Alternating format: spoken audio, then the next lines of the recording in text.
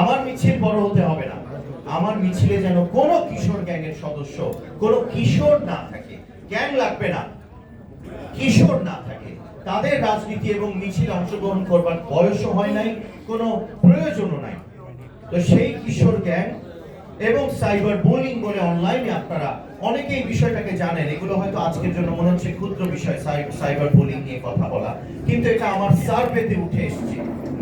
মেয়েদের একটা বড় কনসার্ন সাইবার বুলিং, কিন্তু আমাদের এই ডিজিটাল লিটারেসি বা ডিজিটাল সাক্ষরতা নিয়ে অনেক ইনস্টিটিউশন সরকারের বিভিন্ন অংশেও তৈরি আছে, মানে বিভিন্ন প্রতিষ্ঠান, কিন্তু আসল কাজ হচ্ছে না। এই ব্যাপারগুলো আমার মনে হয় লোকালিও কোনো না কোনো ভাবে আমাদের দেখা দরকার। আমাদের মাদকের ব্যাপারটাও এটা এটা এটা বোধহয় আমি আমার ওই 4 বছর বয়স থেকে শুনে আসছি, কিন্তু এটার সমাধান হচ্ছে না। বিশেষ করে আমাদের চট্টগ্রামের হালি শহর বারবার বলতে হয়, কারণ এটা আমার একেবারে সার্ভেতে উঠে আসছে, সেখানে ব্যবসাটা থামানো যাচ্ছে না। মাদকের ব্যবসা, মাদকের ব্যবহার তো এক জিনিস, ব্যবসাটাও তো আরেকটা জিনিস, আলাদা আলাদা দুটো বিষয়।